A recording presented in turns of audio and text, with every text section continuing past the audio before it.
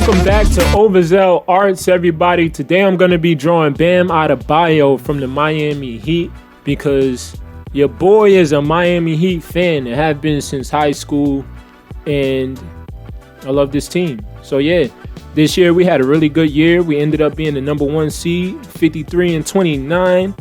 Highly unexpected when everybody was getting injured, health and safety protocols. All of our players stepped up. Gabe Vincent, Max Strus, Kyle Lowry. It's a shame he had to step up at first. He was struggling. Yurtsevin, Dwayne Dedman, Tyler Hero. Everybody kicked in. Who did I forget? Oh, Caleb Martin. That man was like a mini Jimmy on the field. A mini Jimmy on the court when he was out. Jimmy was out various times with like knee, ankle, and tailbone injuries. Eventually, Bam missed some time with a thumb surgery. But yeah, all of the guys stepped up. Gabe basically became a second floor general when Kyle was out, and also when Kyle was in. There wasn't really much of a drop off between the two. Kyle's leadership really led the team during that time of people missing. Duncan Robinson was up and down. He was just up and down. But I think he had such an extravagant year last year, or the year before that. It was last year. He had such an extravagant year last year that this year being average made it seem mediocre. Yurtsevin's rebounding. That man is just a rebound magnet. Dedman is really solid as a backup man. Max Strus' shooting and defense really helped us out. And Victor Oladipo coming back at the end of the season. 40 points against Orlando, the mortal enemy. Did Terrence Ross go off in that game? Because he be killing us. But whatever. Okay, moving on. So, Bam Adebayo actually should have won a Defensive Player of the Year. Whoever voted Marcus Smart, y'all can get that out my face. This man is overqualified defensively for the NBA. Like, his resume as far as guarding before he got drafted to the Miami Heat, impeccable. He was a bodyguard, a personal bodyguard. That man worked in the TSA. That man used to be CIA. That man was a bouncer for 9 clubs in the same night at once. He used to be in the U.S. Coastal Guard. Bam Adebayo could guard every player in the NBA. In a way, you could say that man defends his country. That's crazy. All right, so going off into the playoffs. In the first round, we played the Hawks. Cooked them 5 games, 4-1. What I love most about this series, we shut down Trae Young.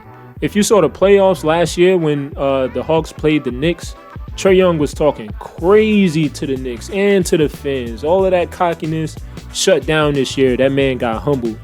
He had more turnovers, if I'm remembering correctly, if it panned out that way. At least it was at some point in the series. He had more turnovers than he had field goals, which is wild. And he's the Hawks' whole offense. One thing that was kind of disappointing, though, was Tyler Hero's struggle.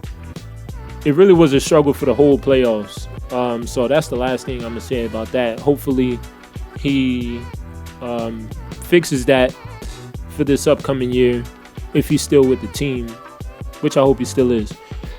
So, yeah, there was a huge debate nationally if Jimmy was a superstar, and he pretty much proved that. They tried their hardest not to acknowledge it, but it is what it is, you know. In my notes, I have here that Bam guards the world. He really can guard anybody on this earth, which is crazy. And so we shut down Trae Young, but there were some players who made it a little scary. Namely, sometimes Kevin Huerter, and then Bogey. Bogey was tripping. And then especially, I think the last 2 games, Hunter was really tripping on us. Yeah, it was wild. They really was trying to win, but we weren't having that. When Jimmy was out, Victor Oladipo came in, especially defensively. Like, his offense still has to catch up because he had a long time off. Maybe it's been a couple years. I'll just say that. But yeah, he still stepped in big for us. To seal the series, Game 5, the Hawks were inbounding the ball. Danilo Gallinari catches the inbound. Max Strus is defending him. PJ runs over for the double team. Gallo passes out. Bam leaks out to steal the pass, seals the game. Steal and seal game 5. That's what I'm calling that. The steal and seal. Love it. Round 2, the 76ers. These are the other mortal enemies. Glad we got Jimmy from them. So one thing with this particularly was the switching. The switching in this series was wild. We had Gabe Vincent and Max Strus on Joel Embiid in the paint on the island so many times, and it was annoying. But once we stopped that, you got to see Bam's defense on Joel Anthony. That's one of our old players. But you got to see Bam's defense on Joel Embiid. And, of course, he was second runner-up for MVP for the year. So, like, you're not really going to stop him.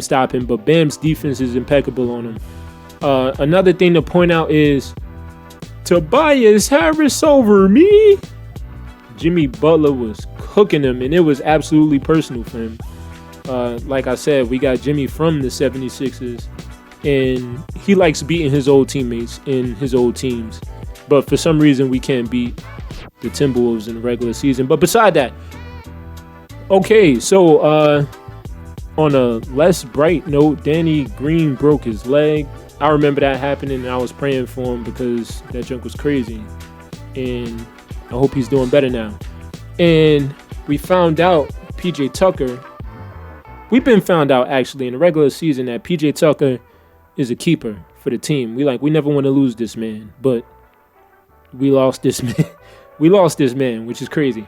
Yeah, Gabe Vincent, ever since the bubble, has been a 76ers killer for us, but he wasn't really that in this season, in this round.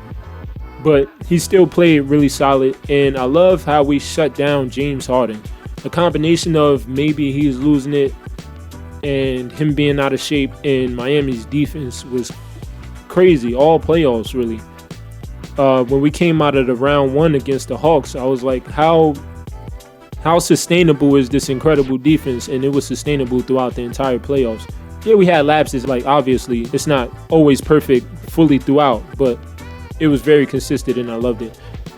Tyrese Maxey was a problem for us, and quick guards usually are a problem for us. But what was extra annoying about Maxey is that little smirk every time he made a bucket. I was like, get that smile off your face, man. Beat the Sixers so we could stop seeing this little smirk on this man's face. It was annoying. All right, so on to the Eastern Conference Finals. I was watching highlights before this, and I'm still a little frustrated, man. I can't watch it.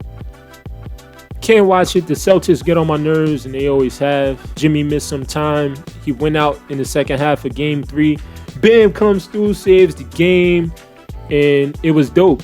And there's a such thing called random Miami scrub. No. How does it go? Random scrub heat killers or something like that. And Derek White is one of them. That man turned into Michael Jordan against us. Why? How? Somebody tell me how. But yeah, so Jason Tatum and Jaylen Brown could not dribble against us, and it was a theme. Like them boys was turning the ball over like crazy. Eventually, they changed their mindset to 1 or 2 or 3 dribbles before you shoot the ball, and they literally started chucking balls up, and they were making them, and that was frustrating, obviously. And Miami tired out eventually, and everything leads to that last 3-point shot by Jimmy, which I'm still not sure if I'm rocking with or not. I just wish it would have went in. Just wish it would have went in. But anyway, I'm very glad the Warriors beat them. The Celtics will not get a ring on Miami's watch. So anyway, yeah, into the offseason, like I said, we lost PJ. Especially, we lost him to the enemy, 76ers. He wanted a 3rd year. We wasn't trying to give it to him for money reasons. I hear, I'm not going to say like I know for sure, but I hear it would have put us in a hard cap, which Miami didn't want to do. So, like usual, we're in a position where we need a forward. We need a power forward. There were some names that were going around like Harrison Barnes, Montrezl Harrell, who's in a situation right now. Carmelo Anthony, I wouldn't be mad at that if Carmelo could still get buckets. But also if he won't like just chuck them randomly or stop moving the ball. I personally think Yurt would do well, but Yurt probably does better in a center position, like backing up Bam. We have Highsmith. Caleb Martin, I don't want to put that man at the 4. He's too small. It might be fun to have Udonis Haslem play some more this year. We still got Markieff Morris, which if his back is good, he was very good for us before he went out. So, or at least solid enough. We also drafted Nikola Jovic, not to be confused with the Joker. Wow, I forgot his name randomly. Probably because I'm recording, you know that happens sometimes. But we also signed Orlando Robinson, who's a forward, Darius Days, and Jamal Cain, all forwards. Actually, I think Orlando Robinson is a center. Yeah, he's a center. All right, so we still have actually people who can play the 4, but it's just that how good are they? I liked Otto Porter Jr. for a forward, but he got taken. But right now we're in deadlock trying to get KD or Donovan Mitchell. I honestly prefer Donovan Mitchell over KD. He's way less drama than KD. KD stay in the social media streets, wilding on people, and just let his emotions take him with the win. There's also a thing with Tyler Hero's extension, which is on hold, obviously, because Pat Riley's trying to get a whale. Shout out to Tobin. I'm not about to do the whale sound, but that's hilarious when he be doing that jump. But yeah, for next season, do not sleep on the Miami Heat. We should remain top 5 in the East. Our competition really is just the Celtics, Nets, Bucks, 76ers. The Nets only if they don't get rid of KD and Kyrie. But yeah, some honorable mentions might be the Cavs, who did well last year and then fell off because of injury. And the Bulls, who were number 1 actually before Lonzo Ball got injured, and also Alex Caruso got injured. They were key pieces for them. Bam Adebayo said he's going to focus on offense this offseason, so that's what he's been doing. Will he be aggressive, though, is always the question, but I'm not going to ask that question no more. It just is what it is. That man is a defensive mastermind. In other news, also, Jimmy's hair is an extension of his increased range. Yeah. If you know, you know. Kyle Lowry's in shape. He was challenged by Pat Riley. That man said, get right. Tyler Hero, if we haven't traded him, or if we don't trade him, is going to be in the starting lineup, I'm pretty sure. It would be interesting if Vic got it, actually. But they may also keep either Max Strus or Duncan Robinson at the 2. But we'll see what happens. It's going to be exciting that Victor Oladipo has a full year of being healthy. I've seen him. He's been doing like pickup games here and there on YouTube. And he'll be at the training camp fully healthy. So we won't be having to integrate him into the offense and having it look clunky because it was just put together.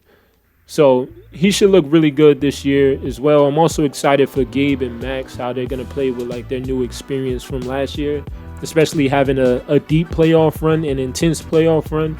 So I think we're in good hands, man. We just need that 4, or we need to find somebody. Miami is really good with finding talent, especially out of nowhere. So yeah, it would be great. We should be good. We're in good hands. Offensive Bam coming soon. I'm out. Oh, thanks for watching.